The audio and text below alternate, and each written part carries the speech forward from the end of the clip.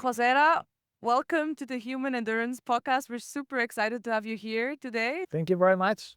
Thank you very much. Nice to be part of your podcast and nice to know more about your nice project. Yeah, excited to have you. And we're obviously here in Marbella at the Ironman 70.3 World Championship that's happening this weekend.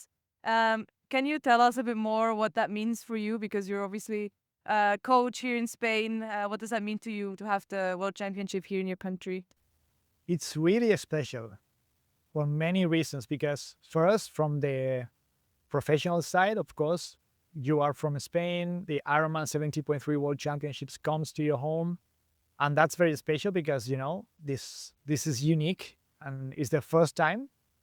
The second part, again from the professional side, is beautiful because as part of the Ironman team, Ironman Spain team, it's a very nice opportunity to come here, to spend time with the triathletes, to give some talks, to have the coach corner, to answer questions. So it's beautiful to have this opportunity. I think we have the most beautiful job in the world to help triathletes to achieve their dreams. And finally, from the personal perspective, I feel very happy and very proud because I have a very close relationship with many of the people working in Ironman Spain, and it's very nice because when you see what they've been working for 2 years and the final results and this huge event, I feel very happy and very proud for them from the human perspective, from the friendship that we are sharing. And of course, it's like very emotional. No, I love to hear the passion in your voice. It makes me excited too. Yes. So today's Friday. Tomorrow we have the women's race, and then on Sunday we have the men's race. I'm curious, how many athletes do you coach that are here today that are going to race the World Championships? This time I coach one triathlete coming from Argentina.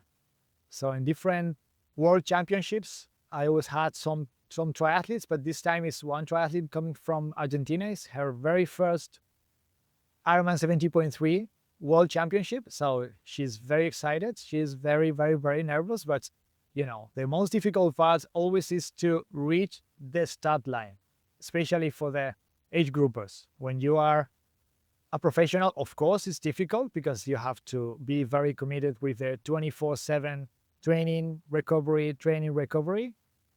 But when you are a amateur triathlete, it's even more difficult. You have to combine and balance between your job, your family, your schedule, your everything, and then just be part of the start line is like the first goal.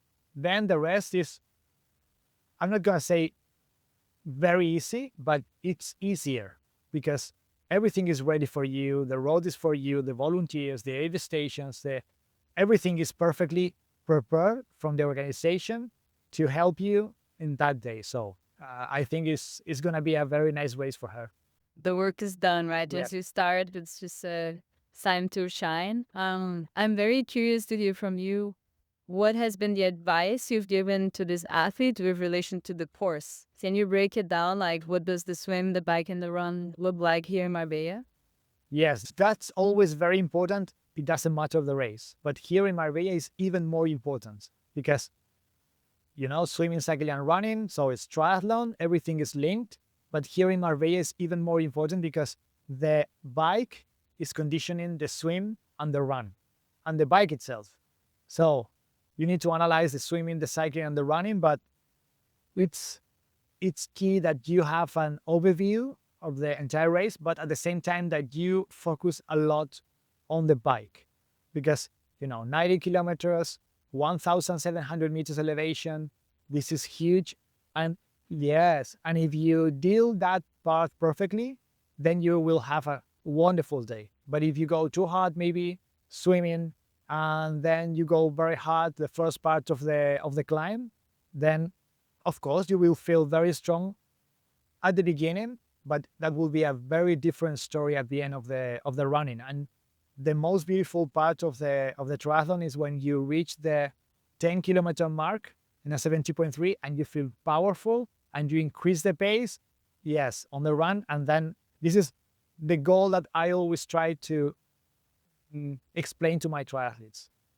Keep your mind always desiring the 10-kilometer mark to be sure that you will have enough energy first to balance the fatigue that you are producing. This is normal, but to fight and to increase the pace for the last part of the race, because there is you are going to feel the best triathlete in the world. I think, yeah, that's in the perfect race in a way, right? When you reach that point, you don't break, but you actually really elevate almost. You really have this energy left to really push through.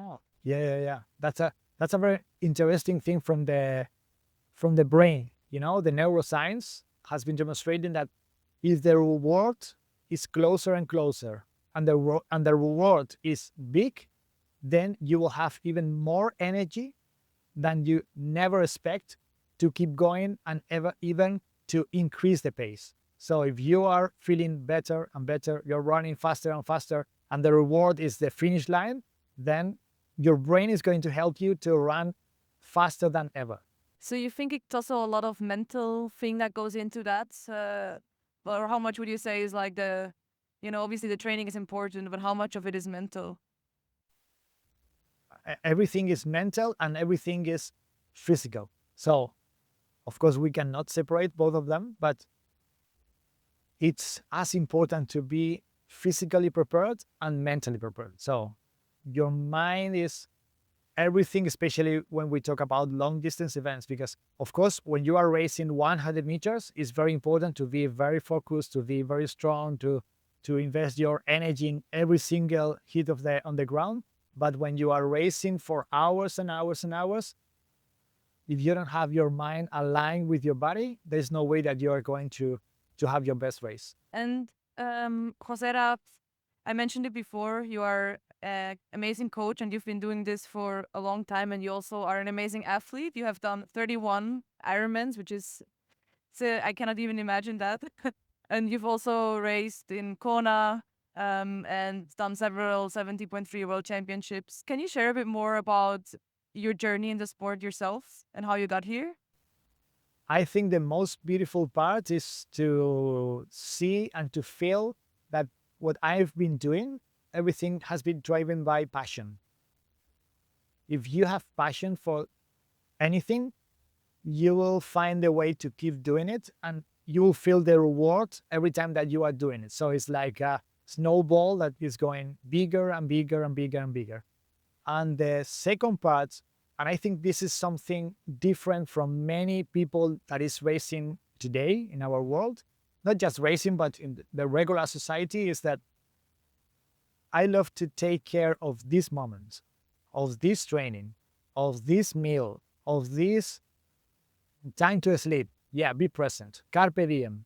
Carpe diem. Okay, this is the most important thing. So if you do your best today, now, then first you are really living your life now and here. So you are taking advantage of every single feeling and every single thought or every single whatever, and you are creating your best tomorrow. But you don't want, at least it's my opinion, but I never thought I'm going to do 31 Ironmans. No, I want to do one Ironman, and I will take care of this race every single day, every single training. I'm not thinking about, no, I'm going to do 10 and then 25, and then I will go to Kona. If you do it normally, naturally, if you feel that you are investing your time in something that you love, then everything will come, and everything will come naturally. If you go to Kona, you feel happy. If you don't go to Kona, you feel happy because your life is full every single day. I love that. But I would love to go back some years and really understand how you got into the sport. Like what was your first contact with triathlon or Ironman, and what was what led the fire to spark, or the spark to catch inside of you to pursue this career? That's a very nice story. I always remember I'm from Huesca, a very little town in the north of Spain. And one of my teachers at the high school, always was very involved with sports, with training and all these kind of things. And I've been practicing sports since ever. So always I've been doing some kind of sports, athletics, football, whatever. Always playing with my brother in the middle of the forest. So always a very active life. And one day I found my teacher, and he told me, why don't you try this new sport called triathlon? And I said, triathlon? What is triathlon? And he told me, swimming, cycling, and running. And you have two more guys here in Huesca, in our little town, that they are practicing maybe since 6 months ago. And then I met those guys. We built a very nice relationship, very friendly relationship. And I started like playing, like when you are a kid and you are swimming, you are cycling, you are running. And then that became like training, regular training, let's say, as a triathlete. But, back in 1996, when I started with the triathlons, it was like you have to swim, you have to bike, and you have to run, but you are not thinking about the whole thing. And then, I fall in love, and it was really nice to start, discovering different parts of your city, of the forest around the city, of the mountains around the city. To wake up early in the morning and see the sunrise beautifully. So it was like a very nice discovery. And then in this process, after 2 or 3 years practicing sprint and Olympic distance triathlons, I discovered the Ironman on television, and it was the Ironman Road in Germany. They did a film, and it was like, what is this? The Ironman is so big. And at that moment, I was studying at the university. I was studying my second degree. First, I studied nursing. Then I did the sports science degree. And when I was finishing the nursing degree, I thought, okay, maybe when I finish this, I will try to do an Ironman. I would love to do it as close as possible from my home. And back in the days, you had maybe 6 or 7 or 8 Ironmans all around the world, but you don't have all the information that you have now. Now you have everything. If you want to know anything about triathlon, you can do it. About Marbella, Lanzarote, Sweden, whatever. And back in 2002, it was my first Ironman in Lanzarote. You have nothing. You have no information, just the website, something for the distances, but it wasn't like a huge revolution like today. Right. Jose, I'd love to also understand, how did you get into coaching in the end of the day? Yeah, into coaching was related to triathlon, because again, I've been always practicing sports, all kind of sports. So I've been a very active person all my life, not just from the physical part, but from the mental part. I think as important as develop your physical part is, to grow from your mental side and to have a clear philosophy of your life and the way that you want to live, etc. And I thought, okay, I could love to help more people to practice and to live what I feel is wonderful. And the best way to do that was to say, okay, I have to study the sports science degree at the university.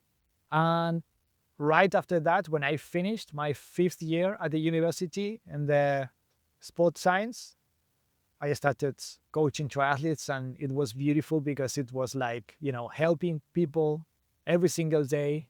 I think it's the most beautiful job in the world, because you are helping people to accomplish their dreams. When you go to the bank, you go because you have to go.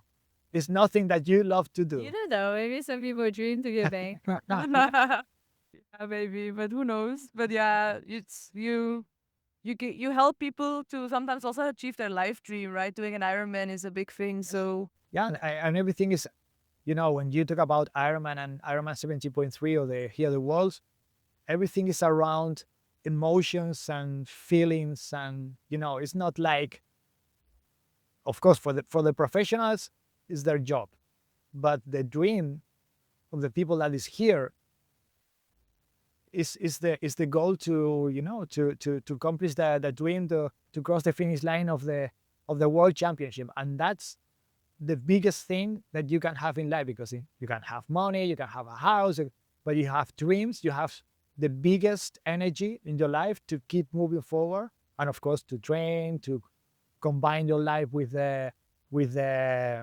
daily schedule, etc. Mhm. Yeah, and the one thing I love also about triathlon is that when you race with the pros. I mean, you okay now with the pros, they're ahead of you, but they are also going through the same thing. You go through the same thing, and I don't know any other sport that is like that. So that's amazing. But I would love to stay a bit in your coaching and understand a bit more. What's your coaching philosophy, and how do you work with your athletes together when somebody comes to you? Like, how does that look like? Mhm. First, the first thing that I always explain to my athletes is, okay, all the methodology will be create the best, or not the best, the unique training process for you, not just the training process. Training is swimming, cycling, and running. The training process is wider. Is the communication between the both of us, is to understand the way that that person is understanding the sport, the time that they have to train, the behavior. You have soldiers, like I want to perform and I want to accomplish the dream. And you have kids, they are practicing triathlon because they want to have fun or socialize or whatever. So it's not the training, it's the training process. It's everything around the training. It's the methodology that I try to prepare for every single triathlete. So with a unique conversation between the both of us. So of course, for example, artificial intelligence is very important today, and it will be even more. But I always like to say, okay, artificial intelligence is going to help us, but human intelligence is key. So if we have just the artificial intelligence, we lose the human part. And this relationship between the triathletes and myself is the most important connection. Yeah, I completely agree. We're super into the topic of technology, AI. But for me, I feel the same way that part why you do the sport is also to connect with humans, right? So that's definitely super important, especially connecting with a coach, sharing experiences. Um, and can you share a bit more about like this whole training process, and then also how do you know how you should work with an athlete? Like what kind of training do you prescribe them? Do you do like different kind of approach, like polarized training or more threshold based? Does it depend on the person, or do you have a general approach that you follow? And or is it fully individual based on testing, etc.? Can you elaborate a bit on that? Yes, the first part, this is a very interesting question, because the first part is a process to know each other.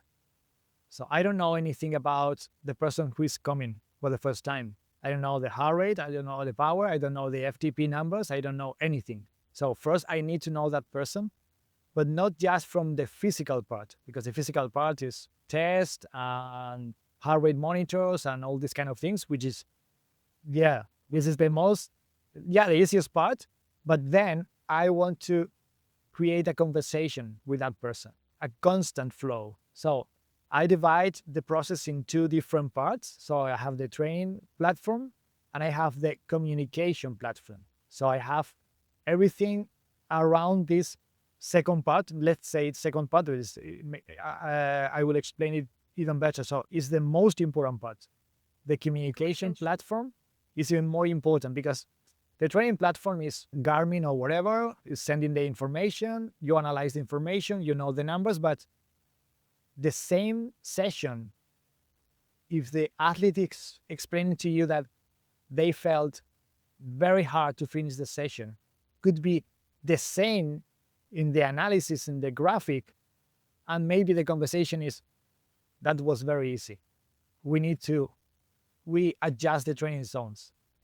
So the same image on the training platform is different when you talk to the athlete, and that's the key part. So I invest more time working on the communication than on the platform that I use to train with my athletes, because the conversation with them, and it's very nice because when you educate them that they have the opportunity to talk with me every single day as many times as they need, that's when they feel that, wow, I'm important for my coach.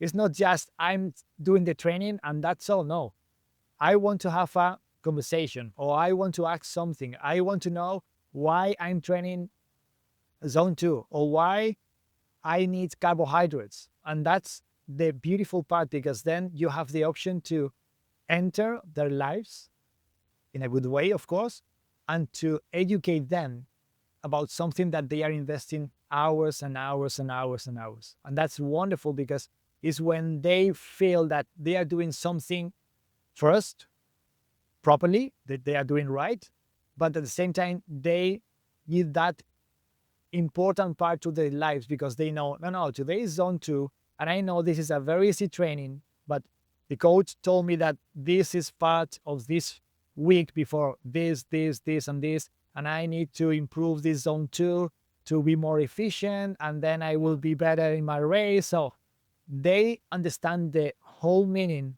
of the process, and then they want to do it even better. And that part is so important, right? Like I feel that only when athletes really trust the coach and they really understand the why behind the things that they're doing, that's like the only way that they can actually get better, because then they fully give themselves to the training, because they've built this really close connection with the coach and they know they're doing something for a particular reason, and it's not just a kind of like copy and paste. Yeah, You get sometimes. yeah, and especially now that you have all kind of information, so you can go to internet and ask something, and then you will have how to prepare an Ironman, and you will have polarized, or pyramidal, or I don't know, classical way, or and the athlete is not an expert in training and physiology, and it's going to say, okay, what's the best solution? And my friend is training 20 hours, and the other friend is training 10 hours, and they are doing a lot of zone 5, and I'm doing just zone 2.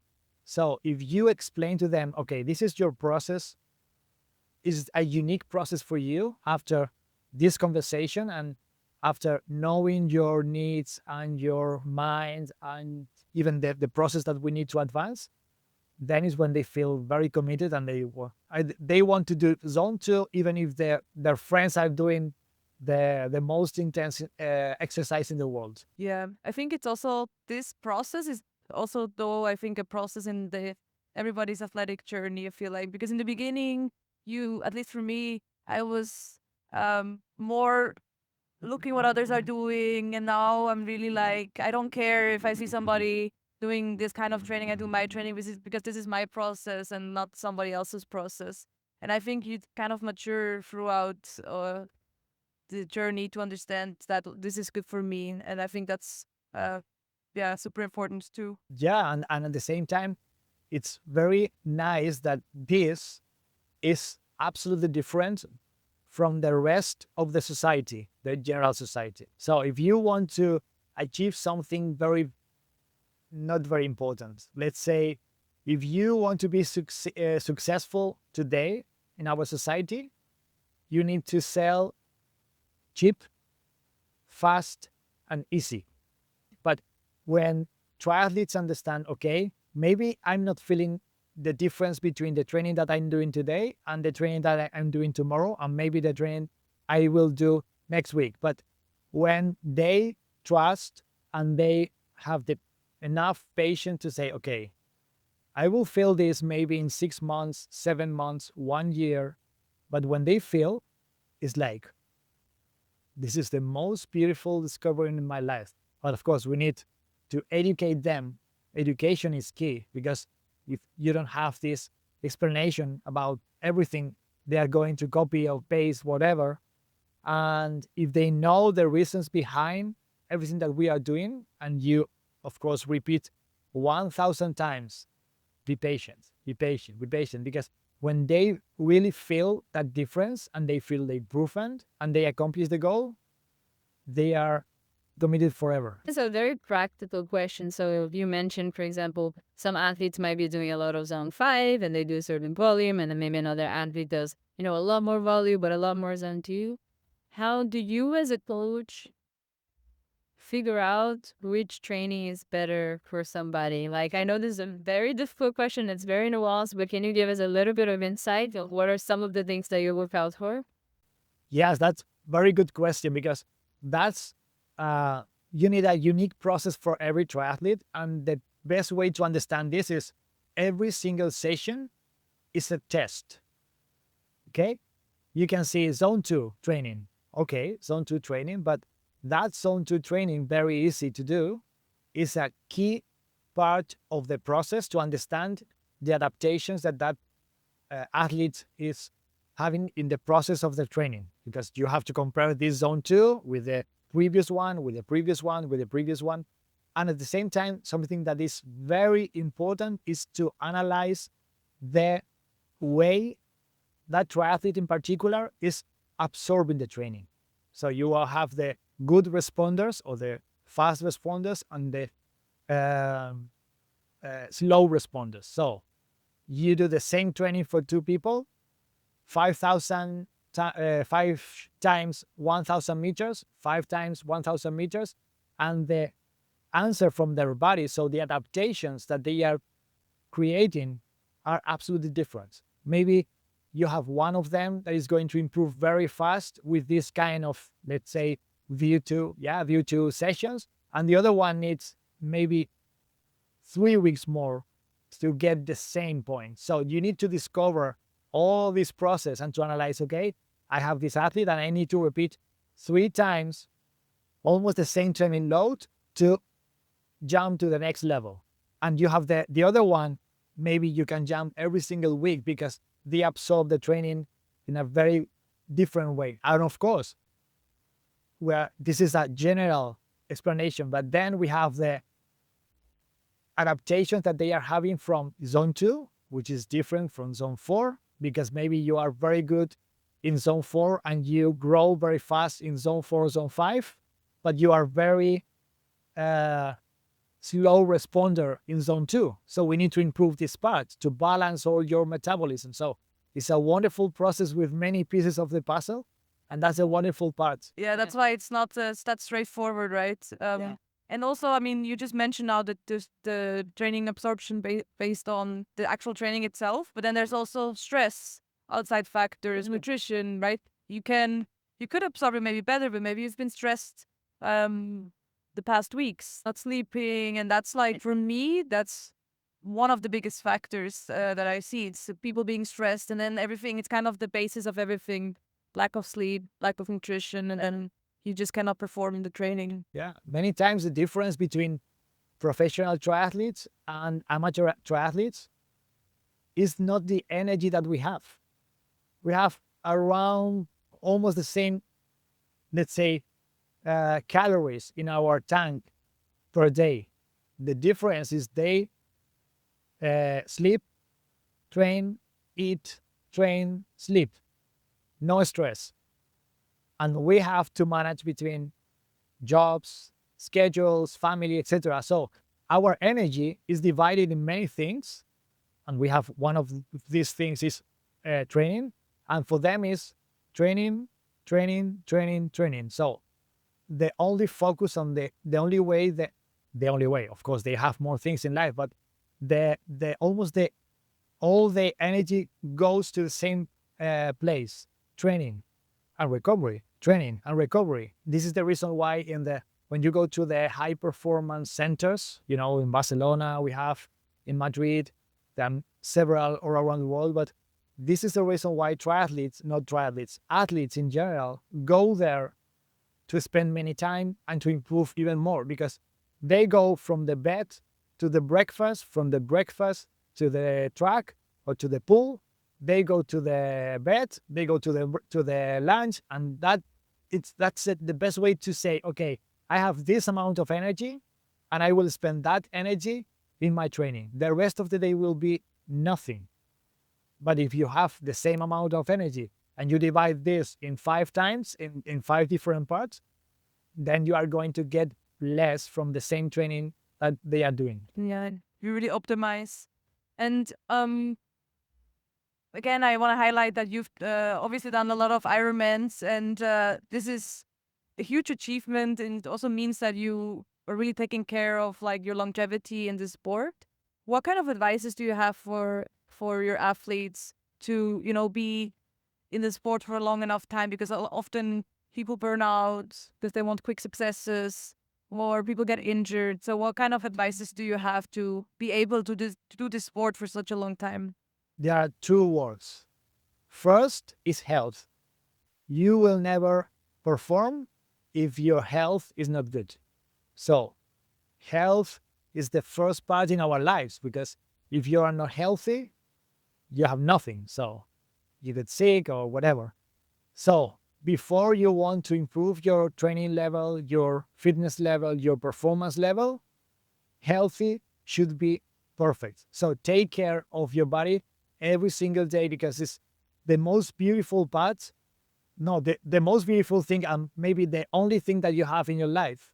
So take care of yourself, your food, your drink, your sleep, your everything, your mood, the people that is around you. So that's yes, yeah, that's very important. So health is the first step, and second step is be patient. Don't worry if you don't improve this time, 30 seconds per kilometer. If you don't improve in 1 year, don't worry, because it's not the final step, it's the process, it's the life that you are creating every single day. Yeah, long-term thinking, right? Yeah. Yeah, it's a good reflection. I also coach, right? Usually more beginner athletes, and I often have people coming to me wanting to do their first race. And, it's in 6 months, and they come with a goal, and they say, I want to reach this time, and they're kind of like completely inexperienced. And I'm always like, we need to see. Yeah. Also, we shouldn't hurry, because maybe then you risk your health for injury and so on. But it's a difficult message sometimes to give Yeah. people, to say, hey, I'm not sure. And it's not about the training. It's more about like, we should do this conservatively so you can keep doing this. Yeah. Yeah. Our body is what we did 10 years ago. It's the process that we started 10 years ago. Our cells, the trillions of cells that we have, are the result of many years before this moment. Of course, we have something from this moment, but it's the last parts of the process that we started 10 years ago. So the next 10 years will be there depending on this moment, and tomorrow, and tomorrow, and the next day. Yeah, it's again this statement you made before about living in the moment and really focusing on how can I be optimizing today so tomorrow will be better tomorrow. So it's like a small steps or stones that you put into your your or a little money in your bank, so it's keeps adding up. I just wanted also to just mention again on this quick wins. I think that's maybe a generational thing. I don't know how it was back in the day, when it wasn't, when the sport wasn't maybe that. I mean, there was no social media, right? There wasn't that much, maybe also comparison.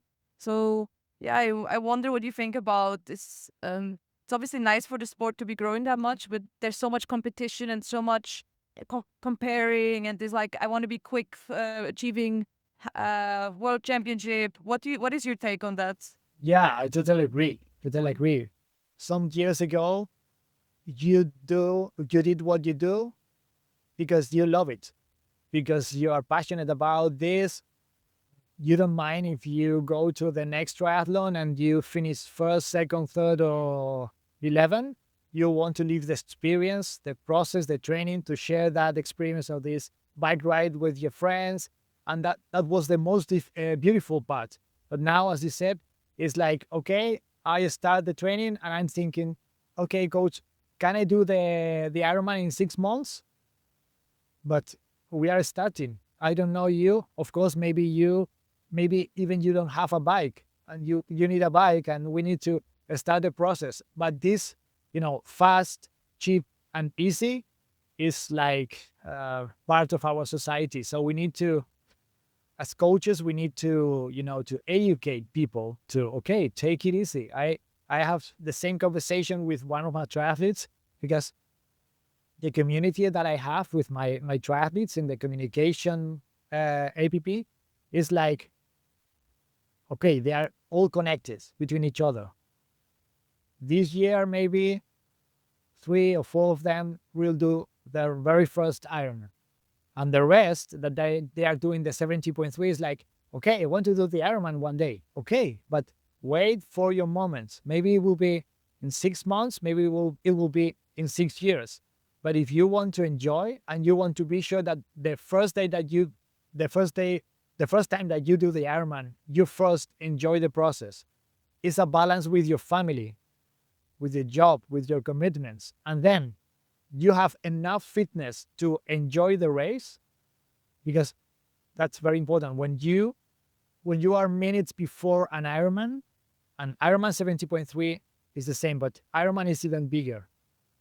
I want to be sure that you are prepared to race the Ironman. So I don't want to put you on the start line thinking, I'm sure you are going to walk for 42 kilometers. It's not nice. So, because that means that that person is not ready to do the race. Of course, if anything happens you in the race and you need to walk, you walk and you finish the race. And all the professional triathletes, even the world champions, at some point have been walking the marathon. This is not the problem. But when they started the race, they knew that they can race. It doesn't matter 6 per kilometer or 3:45 per kilometer, but you have the performance and the health and the fitness to swim, bike, and run the distance. But if you start the race and you are not sure if you are going to run 1 kilometer or 3 kilometers, and you know that you are going to walk more than running, then I think it hasn't sense. I think it's nice to be patient and to wait your moments, and that's part of the journey. Because then when you really go to the race and you do it, you really feel that you did the most beautiful part of your, not of your life, of course, because there are many things in your life, but at least from the athletic side, it's like, this is the biggest thing I've ever done. Yeah, I think it's a good benchmark, not walking the marathon. Okay, once we're ready for that, you take Yeah. both. I'm also very curious to ask you for practical advice in relation to nutrition. So you already brought it up, that's something important for overall health. But we also know that taking the right nutrition and the right time during training is very, very important for an Ironman, which is so long. I know this is also very nuanced and very individual, but what is your general advice for athletes that, are new to the distance and you're trying to figure out, okay, how do I manage this? How do I make sure that I have energy for the new way? Generally, it's very easy. We should eat everything. Everything. Everything has some kind of property, something good for you. Of course, that doesn't mean that you eat what you want at any time and the quantity that you want. No. But you have fish, you have rice, you have pasta, you have meat, you have fruit, vegetables, everything. Of course, if you don't have any problem with, or the gluten or something like this, everything is good for your health. So if the human beings that we are now, is because we ate everything in the past. Everything, proteins, fat, carbohydrates, everything. To be a very long explanation about the brain and how it was growing, but we will do it in the future. But yeah, if we are here because we've been eating everything, if you don't have any problem, you need everything. What about vegetarians or vegans? So, for example, I don't know if that's such a big thing anymore, but for example, there was a ultra runner, super famous back in the days, called Jurek. He was famously vegan, and he was one of the best runners at the time. Like, what are your thoughts? How can that work then?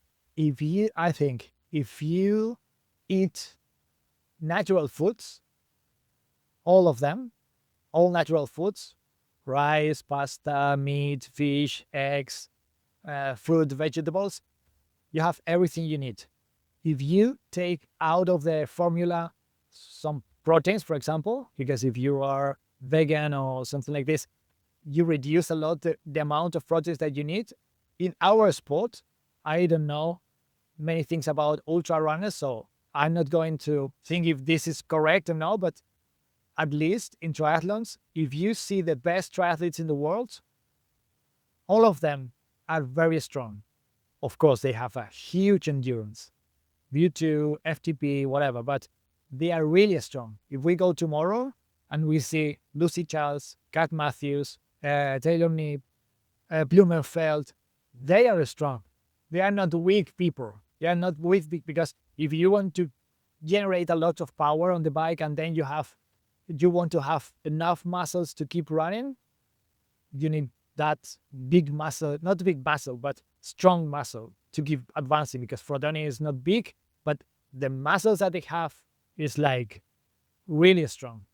So if you don't have this from the natural sources, you need them from the artificial sources, so the shakes or whatever. So if I have to choose, I always prefer to go to the natural food, and instead of doing a shake of proteins, I have eggs, I have fish, I have meat, I have milk, I have cheese, and I love it. It's cheaper and it's tasty. It's more you have a good taste, and of course it's more natural. But the cheaper, I'm not fully agreeing because actually eating very clean is quite expensive. Yes, that's true. So But sometimes, getting a shake might be cheaper because yes, yes, especially proteins, I think. yeah, that's true. But then what do you recommend to your athletes also in terms of carbs? Because that's obviously hot topic now. The numbers, I think they were high at like 120, 140, and now we heard for the World Championship for the men that they were going up to almost 180. Yeah. So really 180? I mean, I don't know, but that's what they said, right? So, and I'm like below 100 for myself. I've once tried to take more and it wasn't turning out well, but I also didn't really practice it. I was too much, listening and seeing on social media, but that's another topic. And what is like your approach with athletes? Let's say you have somebody that does an Ironman for the first time and it's really, a new thing. How do you start slowly, or what do you recommend to them? Yeah, it's a long-term process. So you need to start from the low numbers. And first, before you start with an exact amount of carbohydrates, think about the level of these athletes, the intensity that they can hold. It's not the same if you are generating 300 watts as if you are generating 300 or 300 versus 100. And then first is this part. So the lower the fitness level, the lower will be the amount of carbohydrates that you need, because the higher the intensity, the higher the carbohydrates that you need. So that's the reason why professional triathletes, they can go to 180, 160. And even it's curious because when they go to the fat max point, the fat max point, even there, they cannot take into the enough carbohydrates to balance the carbohydrates that they are losing or they are burning, even in the fat max. But that doesn't mean that you are not burning carbohydrates. Yeah, I mean, it's not like a fixed barrier, right? It's not like you just burn fat and then you start burning carbs. It's like a bit of a mix. Yes. Yeah. And so you need to understand these are so once you guess around the numbers that you can start for the carbohydrates, then you go for this number, and it's very important to test at least 2, 3, 4 long sessions, the feelings that they have, the numbers that they have, and then, okay, how do you feel if we add, let's say, 10 grams per hour? Okay, let's go. And it's a testing process, because it's very difficult from the nutrition side. It's very difficult to say, okay, this is the exact amount, because there are many things that are going to change. For example, temperature, body temperature, humidity, elevation, intensity. So the athlete, again, should be smart, should be wise to, of course, I have this information. I know what is good for me, but I have the education enough and the knowledge enough to turn and to change from plan A to plan B, even in the middle of the race. This is a very good triathlete when they have the freedom to change with no fear. Okay, I'm not feeling good at the moment with my normal nutrition. I'm going to change to this. Of course, I've been testing this and I've been testing this, but I have the trust that I know that this change is going to help me. It's not going to damage my performance. I've had that in races. I was like, taking carbs, and then I was like, am I going a bit too high? And then really feeling, you have to really feel, And then it's like, okay, I think it's good, but it's a thin line sometimes. Yes, but that's the beauty of your body. It's always talking. It's always talking. It's always sending signals and saying, okay, this is good, this is not good, but we need to find this, this beautiful relationship with our body to understand, to feel, to know if it's better for me to eat rice the day before or it's better to eat a pizza. Yeah, so it's different for everybody, but that's a beautiful process because we are, one person in the world and we don't have any options to copy. Unless you're a twin, maybe, but even then, I think it's different. Yeah. You don't have to be in the same training level. Yeah. Fabio and I are both twins, by the way. Oh, But not the one egg, so okay. not an identical. Yeah, Okay. she's a twin brother. I have a Wonderful. twin sister. Yeah. So, we would love to hear from you one story that you have. I'm sure you have a lot, but one that just comes to your mind now of a athlete you coached and really some breakthrough performance or something that really touched you in a way that really gives you this purpose to be a coach. I always, of course, coaching my wife is wonderful because You coach your wife? yes. Nice. It's difficult. Yeah, I can imagine. But it's very nice because she was starting from scratch. Of course, she has been an athlete, all her life, but it was very nice to introduce her to triathlons. Start with the triathlons. She started like from 0 to 100 because she's very committed and she's very passionate with the things that she does. And it was very nice when we went to her very first Ironman. She did well, of course. She's always very fit and very strong, etc. And she qualified for the Ironman World Championship after the first Ironman. The second Ironman, she qualified for the second Ironman World Championship. The third Ironman for the third Ironman. Wow. And the fourth, just 4 weeks ago in Barcelona for the fourth Iron. So this is very inspiring and is even helping me to, to understand different things of the triathlon, even from my perspective of as a triathlete, okay? Because it's a very nice example because it's very committed. She's very passionate. I am too, but she has this little competitive side that is the perfect balance between enjoying every single day, every single session, but she's very smart when she's racing. So when you analyze her competition is amazing. Even if the road is like this, the power is like this. Oh, really? From the very beginning to the end. And if you analyze the running, it's the same. So it's very clear. So she is one of my references. But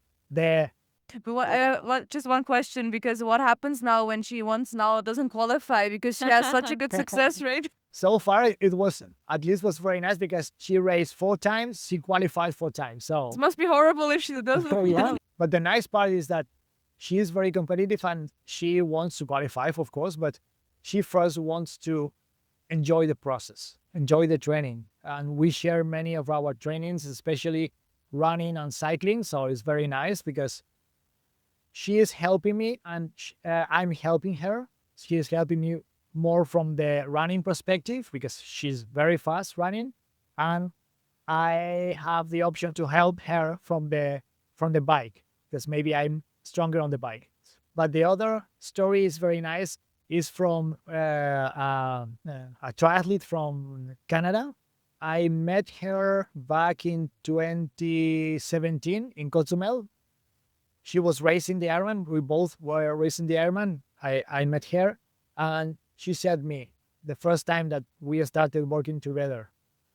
My dream after, I don't know, maybe 12 marathons and 8 Ironman, my dream in my life is I want to go to Kona. I want to go to Kona. I don't mind if I need to train more or less or whatever. And she's the most committed person I've ever met. It's amazing. If she needs to wake up at 4 o'clock every single day of her life, train for 5 hours, and then go to work, she will do it. She lives in Canada. So to prepare every Ironman, she trains every single day indoors, swimming, cycling, and running. And if she needs to be 5 hours on the indoor training, she will be. And if she needs to go 175 watts, he will do. And the beautiful part is that after, I think it was 5 years or something like this, 2 years ago, she qualified for Kona. And it was like one of the most beautiful moments for me as a coach, because it's like a very nice demonstration that if you are patient enough, if you are committed enough, it doesn't matter the dream. If you have something in your mind, there is a way to go there and to find the solution.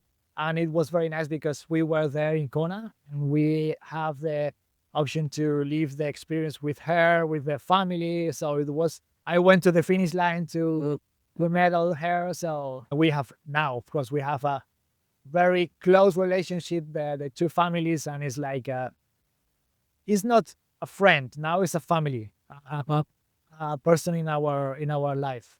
Where there is a will, there is a way. And good coaching. Yeah, Joserra, thank you so much for being with us. We have 2 final questions for you. First one is, what would you like to the listeners or people who are watching, like what message would you like to leave for them to think about? Carpe diem. So we are here, we are now. We don't know if we will be here and now tomorrow. So make the most of every single day. And of course, always trying to listen to yourself, to your body, to balance your life, not just your training, your life, your family, your house, your everything, because that's the best way to be sure that you are living your best life now, and you are preparing the best way for tomorrow and for the next week and for the next year. And if you have this clear, and of course for that, sometimes you need to go outside of the, of the noise around us. But if you have this commitment with yourself, that's very important, because this is the first part. You respect yourself. If you respect yourself, you can respect the rest of the people. So there is no way that you are going to respect others if you don't respect yourself. So start from yourself, and have this, this clear mind that the best way to take advantage and to live today is here and now, and with no rush, no hurry, no problem. So we are, we are very lucky. We are where we want to be. We are living the life that we want to live. We are healthy. So I'm sure close to this place, we have hospitals with people that would change their lives with us. So we are very lucky just to be here. So be proud, be happy, enjoy, and of course, share this happiness with the rest of the people that you have around. Yeah, it's contagious, right? As well. If you Yeah, have that. of Nice. course. Cool. And then the last question, after this super nice ending, where can listeners find you, and if they want to reach out to you? The easiest way is the website. Is Joserra.training. Mm-hmm. And on Instagram, Coach Joserra. Nice. They can find it. Thank you so much. Really appreciate My it pleasure. coming on. Has been a very nice experience, a very nice conversation. Yeah. I love it. Thank you so much for tuning in to Human Endurance. We hope you have enjoyed this episode. If you like the show, Don't forget to rate it and hit the subscribe button whatever you're listening to it. This helps us to reach a bigger audience. Thank you and see you next time.